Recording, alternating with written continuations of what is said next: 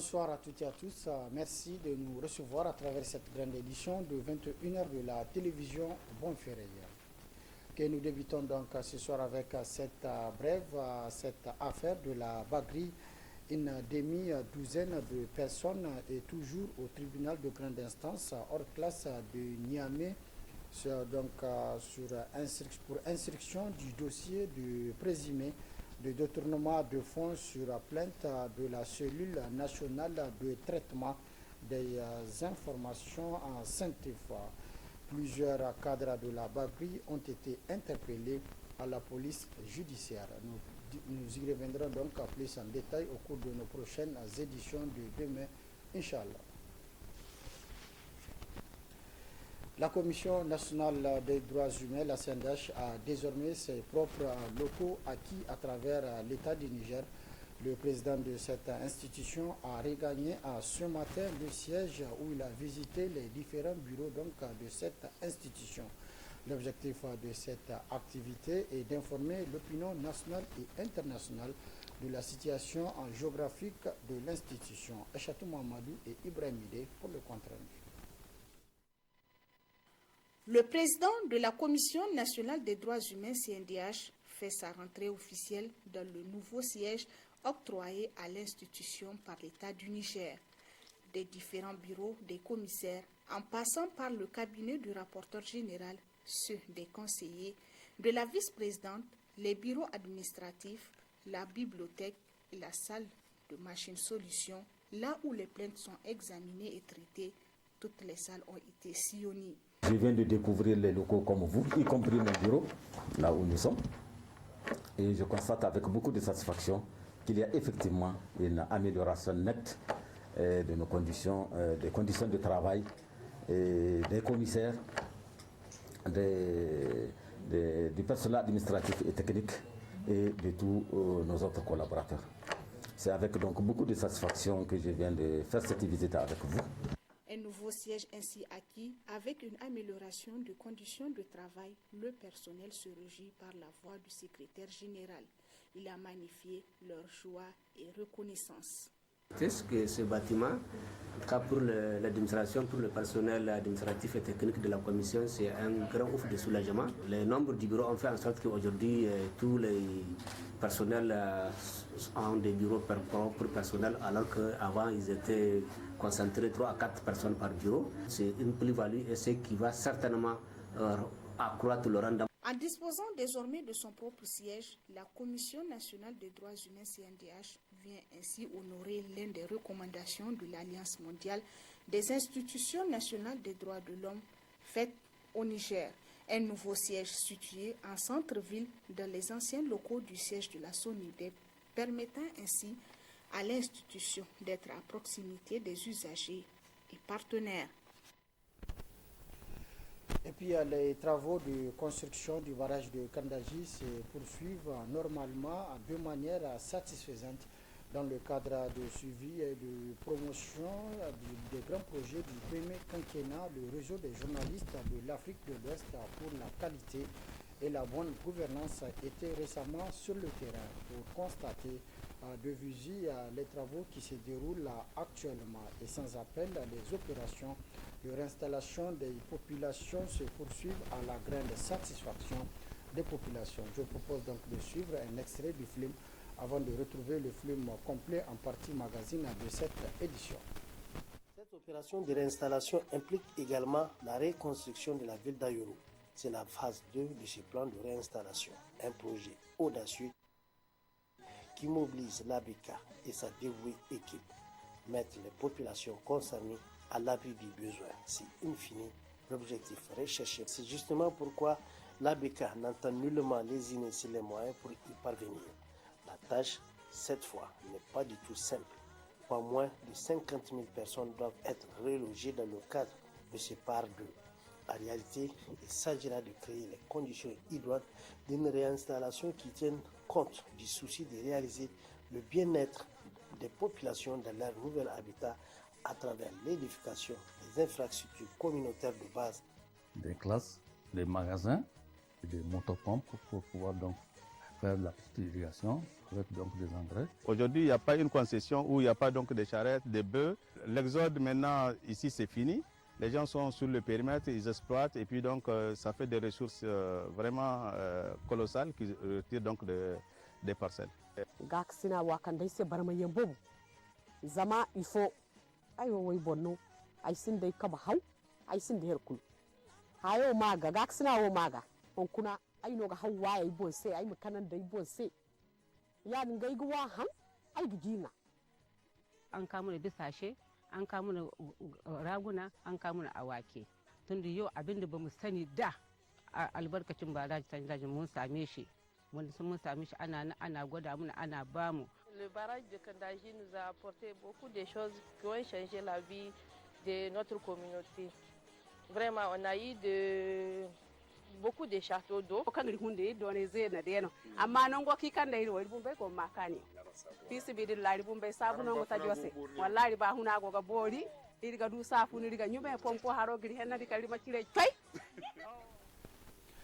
En fait, dans le cadre de cette édition, pour ce grand film réalisé sur les travaux et la réinstallation des populations au niveau du barrage de Kandaji. Autre aspect de cette édition, le Conseil des ministres dernier a adopté récemment le projet de décret portant à l'adoption de la stratégie nationale de la cybercriminalité. Objectif de la présente stratégie est d'assurer au Niger une transformation numérique durable et efficace, mais aussi de consolider la confiance des investisseurs et du public dans les technologies de l'information et de la communication. D'autres précisions avec Ablazi Mahmoud. Désormais, l'École supérieure en sciences de la communication et des médias ESCOM, précédemment IFTIC, rentre de plein pied dans les réformes engagées par le gouvernement, comme en témoigne la tenue d'une journée d'intégration des nouveaux étudiants au nombre de 139, toutes filières confondues. Nous avons prévu au niveau de cette rentrée organiser une journée d'intégration des nouveaux étudiants. Parce que vous n'êtes pas sans savoir que nous avons organisé un test d'entrée à l'IFTIC, donc il y a 2 mois de cela. Ce texte rentre dans le cadre de la mise en œuvre des réformes engagées par le gouvernement. Cette journée d'intégration, elle a pour objectif vraiment d'accueillir les nouveaux étudiants donc en prélude à cette rentrée d'après les congés, donc pour permettre aux étudiants vraiment de se sentir en famille. L'appel que j'ai à lancer à ces nouveaux étudiants, c'est que maintenant le marché de l'emploi devient de plus en plus exigeant. Donc ils doivent mettre tout leur sérieux pour mieux apprendre, pour apprendre vraiment ce qui est en train d'être dispensé à l'IFTIC. Si toutefois ils veulent qu'une fois fini les études, donc que le marché de l'emploi les accueille à bras ouverts. On ne sera plus complaisant donc face à certaines situations. Et les mesures que nous sommes en train de prendre, il ne faut pas que les gens croient que l'ESCOM étant un établissement de l'État, tu peux faire tout ce que tu veux et après tu auras ton diplôme. Non, les choses vont changer. En pleine année, nous pouvons même exclure des élèves. Celui qui n'a pas la moyenne requise pour passer, il ne passera pas. Celui qui n'a pas la moyenne requise conformément au texte pour redoubler, il ne redoublera pas. La journée d'intégration des nouveaux étudiants de l'ESCOM a été une opportunité pour le ministre de la Communication de rappeler quelques points ayant motivé les réformes. Depuis le mois de mai, quand nous avons pris fonction au niveau du ministère de la Communication, nous avons fait des investigations pour pouvoir arrêter est-ce que l'IFTIC répond aux besoins du consommateur.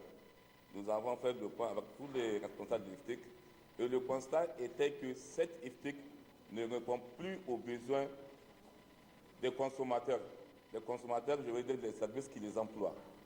Voilà pourquoi nous sommes lancés dans une démarche qualité. Nous avons pensé qu'il faut réformer carrément l'IFTIC. Il faut la réformer parce qu'elle ne répond plus aux besoins. Et nous avons commencé par le niveau moyen que nous avons suspendu, pas suspendu, arrêté. Parce que nous pensons qu'avec le BPC, avec la baisse de niveau, on ne peut plus faire du journalisme avec le BPC. Nous avons instruit le DG de l'IFTIC pour que les tests de recrutement à l'IFTIC ne soient plus des tests comme ceux qu'on faisait avant. Que les méritants peuvent rentrer à l'IFTIC.